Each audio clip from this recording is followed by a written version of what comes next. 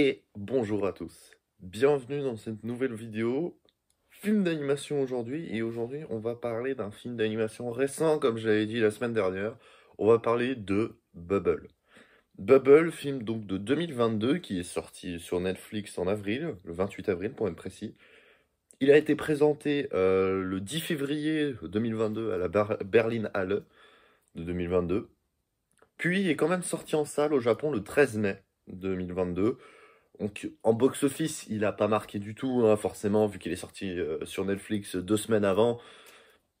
Bah voilà, les gens l'ont tous regardé sur Netflix et j'ai envie de dire, c'est normal, vu qu'il est sorti complètement à l'international, avant d'avoir une sortie en salle au Japon. C'était prévu de sortir sur Netflix et il y a eu un partenariat qui a été fait et tout ça et tout ça. Alors c'est Wit Studio qui est à l'origine de ce film, hein. Si vous connaissez un peu le Wit Studio, vous savez que c'est quand même un bon studio d'animation qui produit bonne qualité, comme beaucoup d'autres studios d'animation. Et le film a été réalisé par Tetsuno Araki et scénarisé par Gen Urobuchi. Et ces deux gars-là, et ça va se ressentir dans le film, et bah c'est des bons. Que ce soit Araki ou Urobuchi, c'est deux mecs très très bons. Araki est un réalisateur, hein, il a fait quelques épisodes par-ci par-là, il a notamment fait l'épisode 23 à la réalisation de Sword Art Online, de SAO, partie 1. Il a aussi réalisé en partie la saison 1 de SNK, il a réalisé complètement en tant que réalisateur général de la saison 2 de SNK. Réalisateur général de la saison 2 de SNK, c'est plutôt stylé. Il est aussi à l'origine de quelques épisodes de Black Lagoon, mais aussi de Death Note, de High School of the Dead et de Guilty Crown. Donc c'est quand même pas mal des animés bah, plutôt bien en vrai. Bon, alors, excepté SNK saison 2, où là il est réalisateur général, tous les autres c'est que des épisodes par-ci par-là. Je crois qu'il en a fait 4-5 pour Black Lagoon, ou 6 peut-être. Enfin, je sais plus les nombres exacts et lesquels il a fait exactement. Mais il a fait plusieurs épisodes de tous les animés que j'ai cités, sauf Sword Art Online où il n'en a fait qu'un seul. De son côté, Orobuchi, lui, c'est plutôt un storyboarder ou un scénariste et aussi romancier. Il est notamment à l'origine des 4 visual novels de Fate Zero, donc ce qui est quand même pas rien. Il est donc aussi le storyboarder et scénariste des 2 saisons de Fate Zero. Et je peux vous dire, vu la qualité de Fate Zero, je peux vous dire que c'est plutôt stylé hein, ce qu'il a fait. Parce que Fate Zero, c'est vraiment un très très bon animé. Et plus en général, toutes les séries Fate, c'est... Bref, je vous conseille d'aller voir ça, même si c'est un immense bordel, de par le fait que bah, il y a beaucoup de personnes qui ont travaillé dessus et des personnes qui se sont un peu croisées, décroisées. Du coup, les liens entre les séries sont pas toujours évidentes, mais je vous recommande quand même d'aller explorer l'univers Fate. Parce que c'est trop bien. Voilà, ça me paraît une bonne justification. Il a aussi été storyboard sur Puella Madoka Magica, euh, qui est, je trouve, un très bon shoujo Magical Girl. Ce qui est rare, je dis peu souvent ça des Magical Girls. Et puis aussi storyboarder de Psycho Pass. Psycho Pass qui est quand même un bon animé aussi, hein, qui est une grosse franchise, dont le dernier film est sorti il n'y a pas longtemps au Japon, Psycho Pass Providence. On l'attend avec impatience en France, évidemment. Donc voilà, on a quand même deux gars qui ont travaillé sur des animés ou des light novels plutôt intéressants, des bons trucs, même si c'est pas des réalisateurs généraux. Voilà, Araki n'a pas fait beaucoup de réalisations générales à part la saison 2 de SNK. Il y a quand même, ils ont quand même travaillé avec des grandes personnes, des grands noms. C'est pas les plus grands noms de l'animation japonaise, mais c'est quand même des gars, des très bons gars et qui ont du talent, et notamment je pense à Orobuchi qui a vraiment un talent d'écriture, notamment je pense à Fate Zero qui est super bien écrit, qui est pour moi l'un des meilleurs animés de ces 15 dernières années. Pas le meilleur, mais pas loin. Bref, Fate Zero c'est très bien, allez regarder. Pour moi c'est la meilleure série des Fate, mais ça peut-être que tout le monde n'est pas d'accord. Bref. Assez parlé de ce film en général et allons nous pencher plus en général dans le film, plus dedans particulièrement. Alors déjà, on a quelque chose de bizarre. Alors dès le moment où le titre n'est même pas encore apparu, on a des plans assez chelous. Où on part du confin de l'univers et on arrive jusqu'au Japon, et jusqu'à Tokyo précisément, et puis on arrive vers notre personnage principal qui est dans l'eau en train de se noyer et qui est sauvé par une fille qui nage vers elle. On n'a pas eu le titre, on ne sait pas qui c'est, on est en mode What the fuck is that? On ne comprend pas. Et évidemment, pour ceux qui ont vu le film, vous savez que cette scène reviendra après. Et j'en reparle tout à l'heure, un petit peu après. Mais voilà, on est un peu plongé dans un truc un peu bizarre. Où on a une entité d'espèce de cosmos, voie lactée, etc. Les grandes pour aller plonger dans quelque chose de précis. Dans un Tokyo qui est complètement dévasté à cause d'événements assez bizarres qui se sont passés avec l'arrivée des bulles. Et puis l'immense bulle qui s'est formée autour de Tokyo et les perturbations gravitationnelles que cela a occasionné. Au début, on sait évidemment pas comment ça s'est passé, on est direct dans le contexte de ce monde-là. Et donc, juste après cette petite séquence, on se retrouve directement dans l'ouverture du film.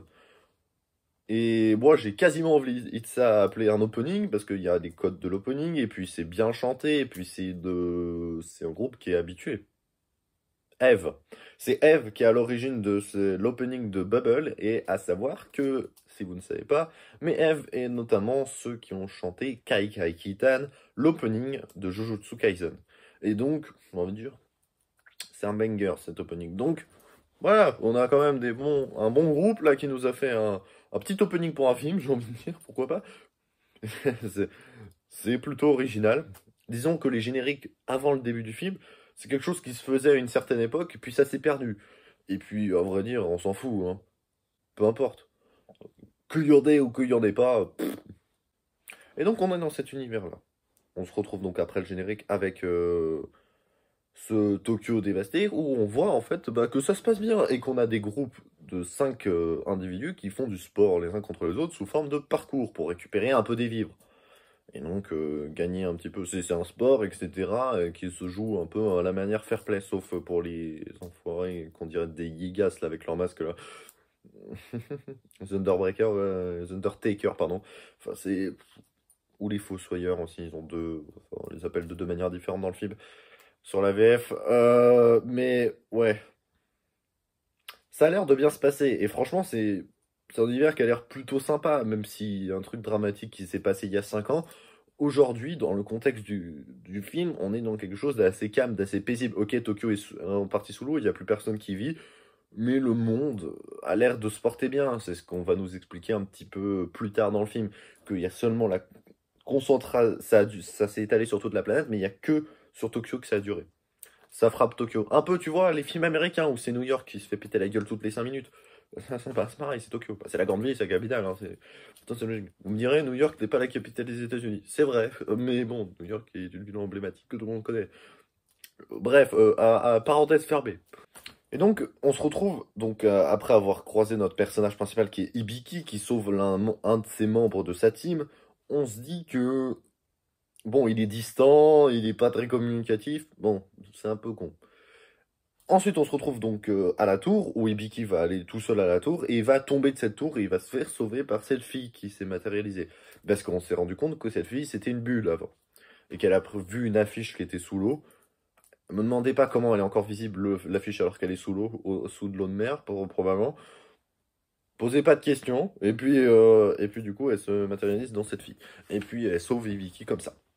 Voilà. Ensuite, il va y avoir des scènes assez comiques où elle va faire de la merde, etc. Et finalement, on va lui donner un nom, le nom de Uta.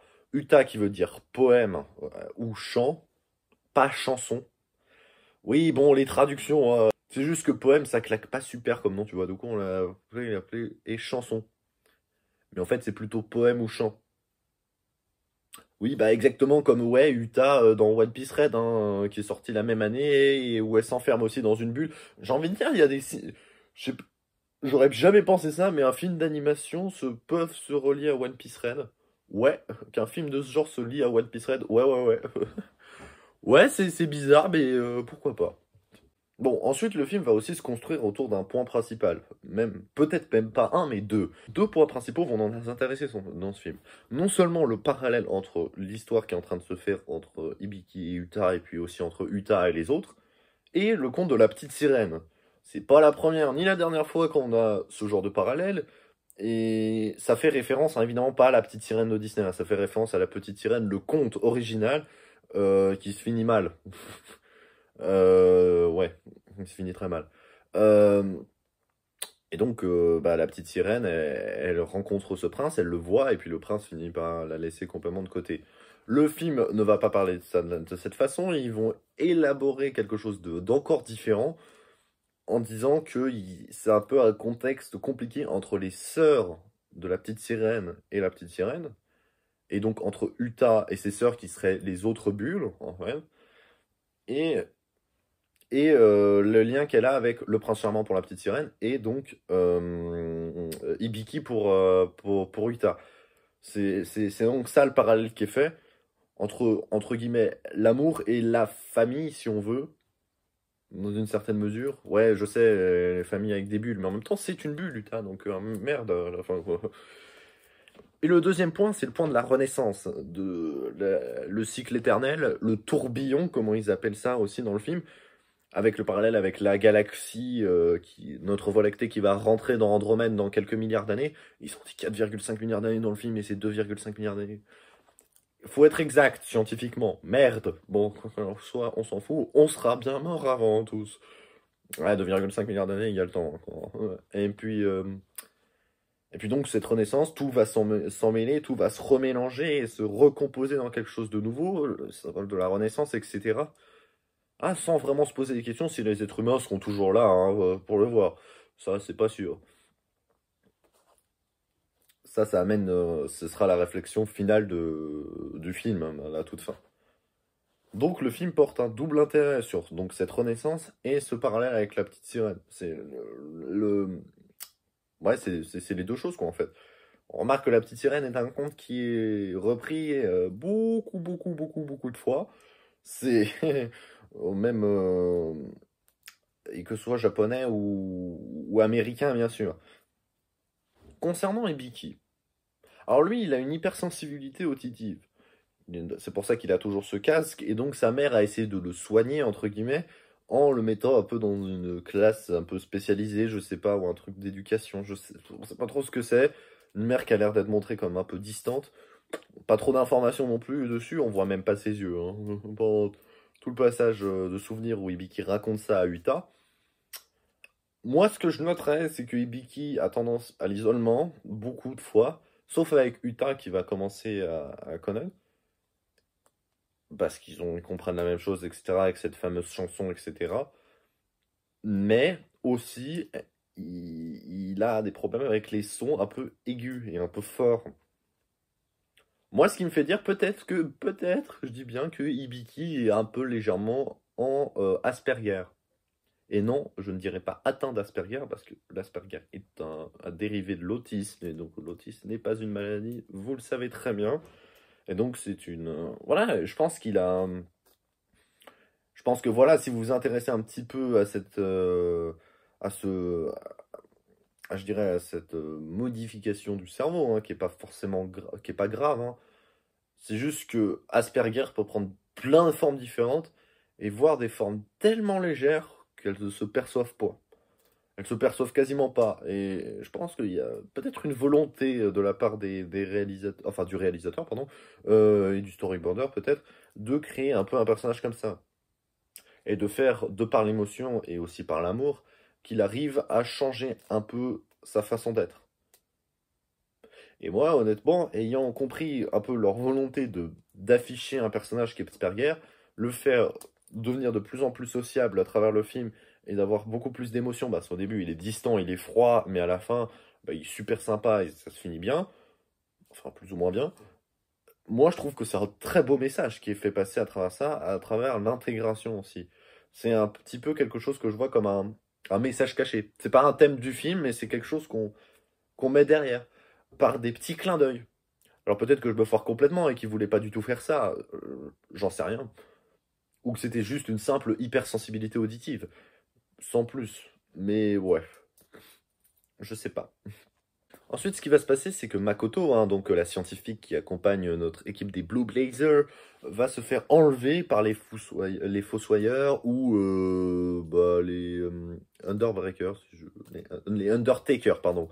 Et il demande bah, simplement de faire un match contre les Blue Blazers sur le parcours, forcément, et d'avoir Makoto comme récompense. Ça se passe mal, les Blue Blazers se font défoncer parce que voilà, les Undertaker c'est un peu des tricheurs, mais grâce à Utah et à Hibiki, ils arrivent finalement à gagner. Et la première chose qui se passe à la toute fin de cette escapade, c'est que Utah va perdre son bras gauche. Va se débuler, si on veut. Et donc, elle se met à distance et elle ne participe pas à la petite fête qui est organisée pour le retour de Makoto avec tous les gars du coin et toutes les équipes autour des Blue Blazers, etc. Et donc, elle s'éloigne de ça. Elle se cache. Finalement, Hibiki va la retrouver après avoir bu un peu de boisson et faire un placement produit énorme pour Coca-Cola. Pardon. Oui, bon, ça, on l'avait vu. Bon, c'est pas grave. Et puis, du coup, Hibiki va essayer d'aller retrouver Utah. Il va finir par la retrouver. Utah va décider d'aller à la tour pour résoudre quelque chose. Hibiki essaie de la suivre, mais tombe à l'eau. Il se fait ramasser par le bateau qui était en train de partir parce que justement les bulles étaient en train de s'énerver et qu'il fallait mieux partir. Mais finalement, toute l'équipe des Blue Blazers va décider d'aller sauver Utah à la tour. La tour qu'on rappelle hein, qui avait explosé il y a 5 ans et qui avait causé le problème. M majeur et donc tout le bordel qu'il y a actuellement. Ils vont réussir à y aller. Et grâce à Shin notamment, qui va se sacrifier hein, pour laisser Hibiki y aller, va perdre sa jambe, sa fausse jambe en balançant Hibiki. Hibiki va se retrouver dans la scène d'observatoire où il va revoir ses souvenirs de l'explosion, un peu figé, mis sur pause, et va comprendre qu'en fait c'est lui qui avait déclenché en quelque sorte l'explosion en s'approchant d'Utah, la bulle Utah, il y a 5 ans. Et c'est un peu triste parce que Hibiki, bah, forcément il voulait pas créer tout ce bordel, mais du coup ça montre que les bulles, en fait, elles laissent pas en fait Utah vivre sa propre vie. Utah décide, après être libérée d'une espèce de d'amas de bulles qui se matérialise comme étant une espèce de grande sœur, elle s'écarte, à l'image de la petite sirène, et plonge, en attrapant son prince charmant. Et ils tombent tous les deux à l'eau. Finalement, ils arrivent à sortir de l'eau, et Utah finit sur des très très belles paroles. Un très beau discours sur la tristesse et les valeurs de l'amour et la tristesse, et disparaît à tout jamais. Ou peut-être pas, peut-être qu'on la reverra plus tard. Finalement, Hibiki est complètement en détruit et va décider il va revenir avec toute cette équipe.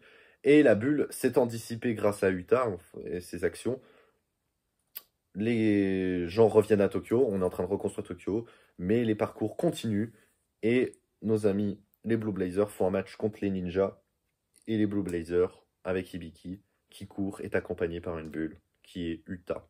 Parce que la chanson de Utah est de retour, est toujours présente. Et elle sera toujours aux côtés d'Hibiki. Et c'est ça qui est beau, c'est que l'amour ne se perd jamais, quelle que soit la forme qu'elle a, même si c'est qu'une simple bulle. Parce que les bulles, pour moi, sont des espèces d'esprits, en fait. C'est ça que le film veut nous raconter. Et on refait un énième discours sur la Renaissance et le fait de revivre éternellement.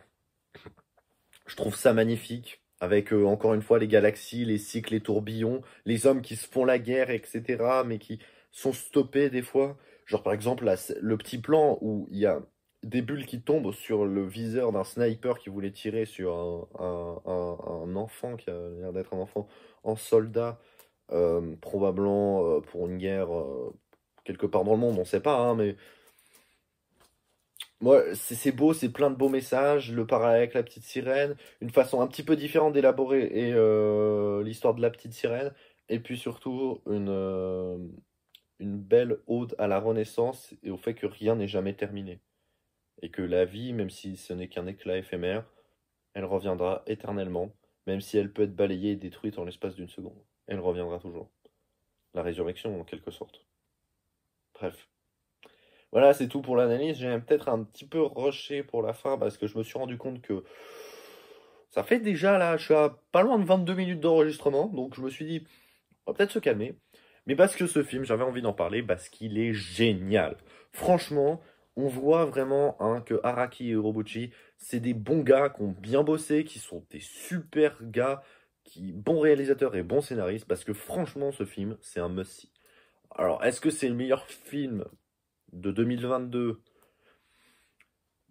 Non, je pense pas, parce qu'il y a quand même Suzume. Il y a quand même Suzume qui est sorti en novembre 2022. Mais ça serait pas pour moi le deuxième meilleur de l'année dernière, hein, franchement, parce qu'il est devant One Piece Red et devant Jujutsu Kaisen Zero. Et devant le dernier film détective Conan, je me rappelle plus son nom, bah, enfin bref. C'est très beau film, très belle histoire, belle thématique. Et j'avais envie aussi de terminer aussi sur un petit point d'analyse que j'ai pas développé, c'était que par moment, quand on fait des plans serrés et quand il y a peut-être un peu plus de proximité entre Uta et Ibiki, on a une façon de dessiner les personnages qui est différente que habituellement. Quand il y a des gros plans un peu plus tournés vers le sensuel, c'est un peu particulier parce que ça me fait penser un petit peu à des choses peut-être un peu plus érotiques, un peu plus, pas forcément pornographiques, mais en tout cas un peu plus érotiques, un peu plus sensuelles, etc. Donc je sais pas pourquoi ils ont fait ce choix, mais c'est pas, ça a du sens quand même.